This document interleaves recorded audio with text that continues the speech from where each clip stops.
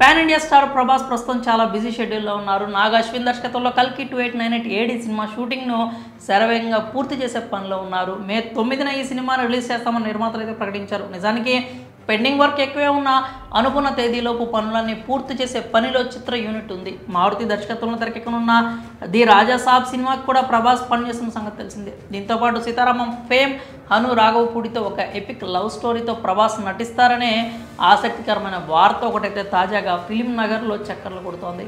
నిజానికి కల్కి 2898 ఏడే సినిమాతో పాటు ది రాజా సాబ్ సినిమాలు పూర్తి చేయడానికి ప్రభాస్కు కాస్త సమయం పడుతుంది.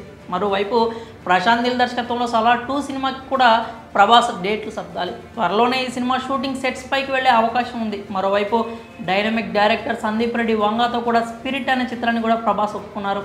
సెప్టెంబర్ నుంచి ఈ సినిమా మొదలవచ్చని ఒక ఇంటర్వ్యూలో సందీప్ వంగ హింట్ కూడా ఇచ్చారు. ఇన్ని సినిమాల మధ్యలో హను రాఘవపూడితో కూడా ప్రభాస్ ఓ సినిమా చేస్తున్నట్లు తాజాగా వార్తలు అయితే వస్తున్నాయి. కాగా ఈ చిత్రాన్ని మైత్రి మూవీ మేకర్స్ నిర్మిస్తున్నట్లు టాక్ నడుస్తోంది. ఇది వరల్డ్ వార్ నేపథ్యంలో సాగే అద్భుతమైనటువంటి లవ్ స్టోరీ అంటున్నారు. క్లాసికల్ బ్లాక్ బస్టర్కి ఎంతో పేరు తెచ్చుకున్న సీతారామం సినిమాలో కూడా హీరో దుల్కర్ మిలిటరీ అధికారిగా కనిపించారు. ప్రేమ కథే అయినా ఆ సినిమాలో ఇండియా పాకిస్తాన్ మధ్య యుద్ధ వాతావరణానికి కూడా ఇంపార్టెన్స్ ఉంటుంది. ఇక ఫ్లాప్ అయినా సరే రాధేశ్యామ్ వంటి లవ్ స్టోరీలో కనిపించిన ప్రభాస్ సోషల్ మీడియాలో ఒక వర్గం ప్రేక్షకులను అలరించారు. మరిప్పుడు ప్రభాస్ హను రాఘవపూడితో వరల్డ్ వార్ బ్యాక్డ్రాప్లో మరోసారి లవ్ స్టోరీలో వస్తున్నారంటే ఖచ్చితంగా అంచనాలు పెరుగుతాయి. మరి ఈ వార్తల్లో నిజం ఎంత ఉందో తెలియాలంటే అధికారిక ప్రకటన కోసం ఎదురు చూడాల్సిందే. అక్టోబర్లో ప్రభాస్ పుట్టినరోజు సందర్భంగా ఈ సినిమా గురించి ప్రకటన వచ్చే అవకాశం అయితే ఉంది. ఇక కల్కి సినిమా విషయానికి వస్తే కల్కి సినిమా ప్రస్తుతం రాబోతుంది. అయితే ఫస్ట్ పార్ట్ అయితే అధికారికంగానే ప్రకటించారు. ఇంకో పార్ట్ కూడా రానుంది అని చెప్తున్నారు. అయితే